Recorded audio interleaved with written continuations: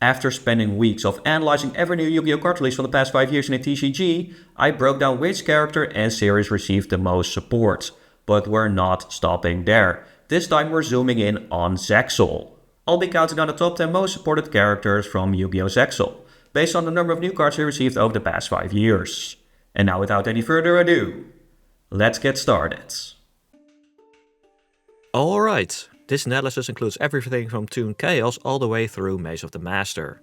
If you're wondering how these numbers were collected and organized, I covered it all in detail in the first video of the series. A link to that is in the description. First up, we already have two characters that I never even thought of being in the top 10, both tied with 3 support cards. First is the Baryon Kurage or Kyrenex in the dub. He received 3 support cards in the Brothers of Legend sets, most notably number 4 Stealth Kraken. These cards first appeared in episode 114 of the anime, which aired in Japan in July 2013. It took Konami over 8 years to bring them to the TCG, with Brothers of Legend releasing in December 2021. Also tied with 3 support cards is another Baryon, a Razor known as Semimaru in the Japanese version. He used a Cicada deck, with his signature monster being number 3 Cicada King, released as a one-off support card in Battles of Legend Armageddon in 2020. Then about 2 years later, 2 more Cicadas, Oily Cicada and Dream Cicada, showed up in Crystal Revenge, bringing his total up to 3. A Razor showing up in the top 10 was not on my bingo card for 2025. At number 9, we've got Trey, with support for his Chronomaly archetype. All of his cards came from a single set, Dawn of Majesty, which released in the summer of 2021. That set gave us 5 new Chronomaly cards. And that's been it. Nothing since. So yeah, it's been pretty quiet on the Chronomaly front for a while now. Here's hoping Konami eventually decides to revisit this deck. It definitely has some potential, but it's overdue for some love. Coming in at number 8 we have Nistro, a character who actually used 2 different decks in the anime. Early on he played a Bouncer deck with Photon Strike Bouncer as his ace. That archetype debuted in Galactic Overlord back in 2012, and sadly it hasn't received a single new card since. That's over 13 years with 0 updates. Ouch. Later in the series, Nistro switched over to a Heroic Champion deck. Luckily, this one did get some support. First wave included 5 cards in Dimension Force, followed up by an additional support card in Battles of Legend Crystal Revenge, bringing his total to 6 new cards.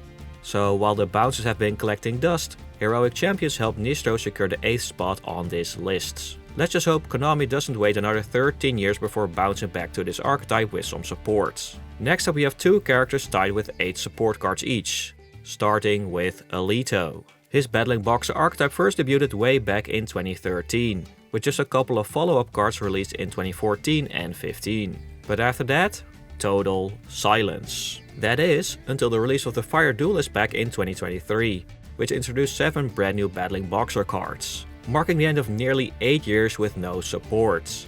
Then about half a year later we got 1 more card in Maze of Millennia, Ring Announcer. There's also 1 card in Alito's lineup that could be categorized differently depending on your interpretation, 7th Force. Technically it's more of a generic Baryon support card, but since Alito is literally on the artwork, and the card was released alongside Battling Boxer support, I decided to count it towards his total. Tied with Alito is another Baryon, Misael or Mezar in the dub. He first received 1 support card in Maze of Memories back in 2023. That card was an awesome callback to his duel with Kite on the Moon, which was easily one of the most epic duels in the entire show. Then in Maze of the Master, Mezar received 7 more support cards to power up his Tachyon strategy, including returns of several monsters from the anime. The most notable one is Divine Golden Shadow Dragon Dragluxion, a modern retrain of number 46 Dragluon, a monster Mezar had a special bond with in the anime.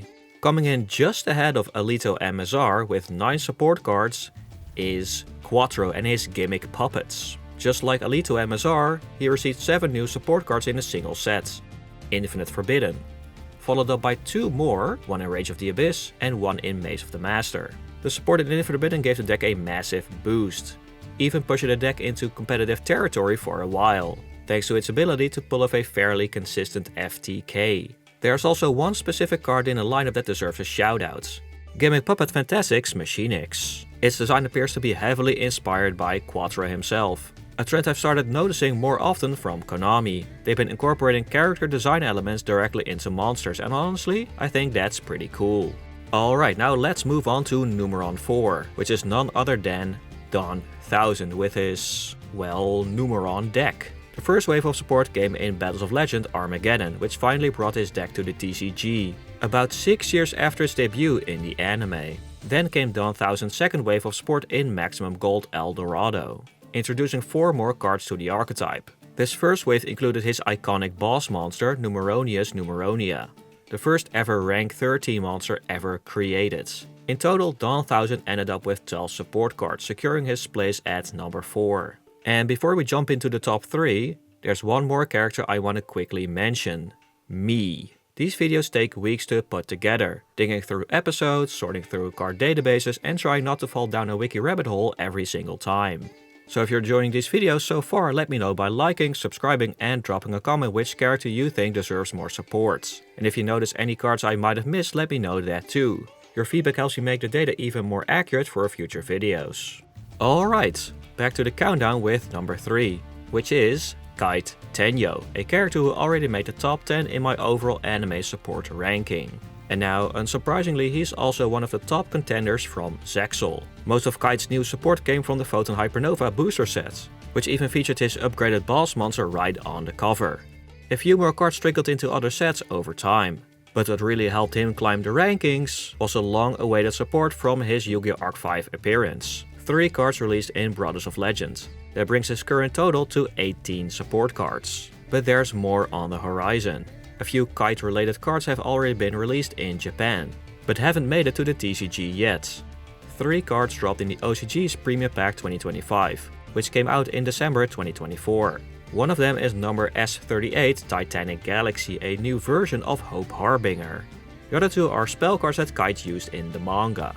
Then there's Galaxy Wardrake, a V-Jump promo released in Japan back in April 2024. And I honestly thought we'd get this one in Maze of the Master, but no luck. It's still stuck in Japan for now. Now here's the tricky part. I'm not entirely sure whether Galaxy Wardrake should count as Kite or Mazar support.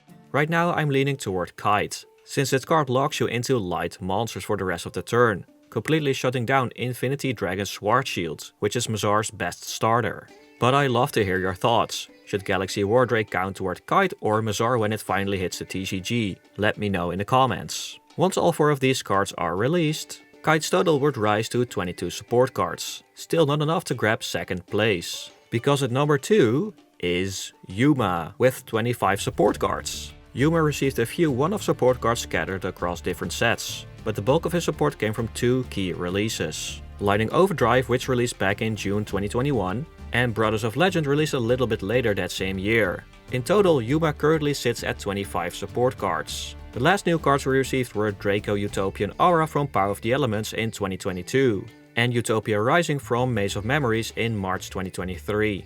So yeah, it's been more than 2 years since Yuma got anything new. But luckily that's about to change. Konami recently announced brand new Yuma support, set to release in Duelist Advance. We'll take a closer look at those cards in just a bit. But first, let's check out who's currently sitting at number 1. Reginald Shark Castle, who ended up with a total of 29 support cards. Over the last 5 years, we've seen a few one-off Shark cards scattered across various sets. But more notably, Shark actually received a full wave of support every single year for the past 3 years. The first wave came in a Legendary Duelist pack, Duels from the Deep, released in 2022. In the OCG, Nash was actually on the cover of the set. But for the TCG, Konami decided to swap him out for Mako Tsunami instead. About a year later, Sharks got their second wave of support in Age of Overlord, introducing the new armored Xyz monsters, like Xyz Armor Fortress and a brand new boss monster, Full Armor Dark Knight Lancer. Then in October 2024, the third wave arrived in Rage of the Abyss, which gave us an upgraded version of number C32 Shark Drake Vice. So yeah, 3 full waves of support in 3 consecutive years easily make Sharks one of the most supported characters in the game right now, even more than the main character of the series. And Shark's not done yet, there are more cards on the horizon. Number S37 Spider Shark was released in Japan in Premium Pack 2025, and Vice Shark was just released as a valuable book promo card.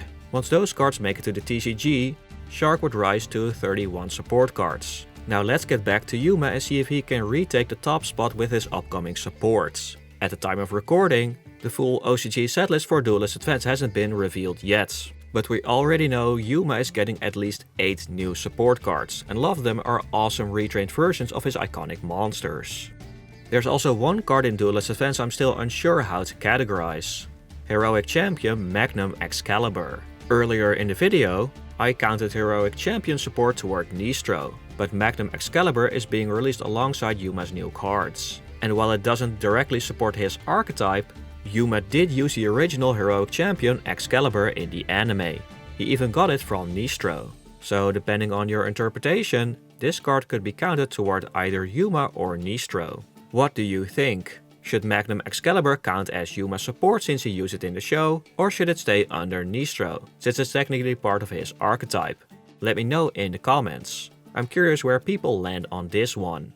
That said, whether it's 8 or 9 new cards, Yuma would climb to at least 33 support cards, barely edging out Shark and making him the #1 most supported ZEXAL character once these new cards hit the TCG. It's going to be really interesting to see how this rivalry develops over the next few years. And those were the top 10 characters, but a few others still received support, even if they didn't quite make the list. Kaninja or Scritch in the dub received 2 support cards, including his boss monster, #2 Ninja Shadow Mosquito. I also categorized one card specifically toward Astral, Numbers Avail. Categorizing characters who share a body, mind, or are always together is always a bit tricky and open to interpretation. But in this case, Astral used this card in a duel against Yuma in the manga, so I counted it specifically toward him. Garok, Mr. Heartland, and Caswell each received 1 support card as well. And that's it for the character-specific cards. But there were 4 cards I categorized as generic ZEXAL support. The first is Overlay Network. Even though it references the core mechanic of the show, it doesn't directly support any one character or archetype. So I treated it as a generic card tied to the series as a whole. The remaining 3 are Baryon-related cards, but since they don't clearly support one specific Baryon, I labeled them as generic ZEXAL supports. And that wraps up all the ZEXAL support from the past 5 years. In total, ZEXAL ended up with 136 support cards. Looking at everything we've got, it's interesting to see how many archetypes were left untouched after the anime ended. Some characters finally received a single wave of support, but there are still quite a few who are still waiting for their decks to be modernized. Vector's Umbral Horror deck hasn't been upgraded at all, and Quinton and Dumont didn't get any support either. Vetrix has been completely ignored, until now. He's finally getting some support cards in Alliance Insights. And Elephas' New Order archetype still doesn't exist in the game. It would be awesome if Konami finally brought that to the TCG as well. Now I want to hear from you. Which ZEXAL character do you think deserves support the most? And were there any cards I might have missed or could be categorized differently? Let me know in the comments. And of course, don't forget to like and subscribe for more anime support breakdowns like this. I see you later.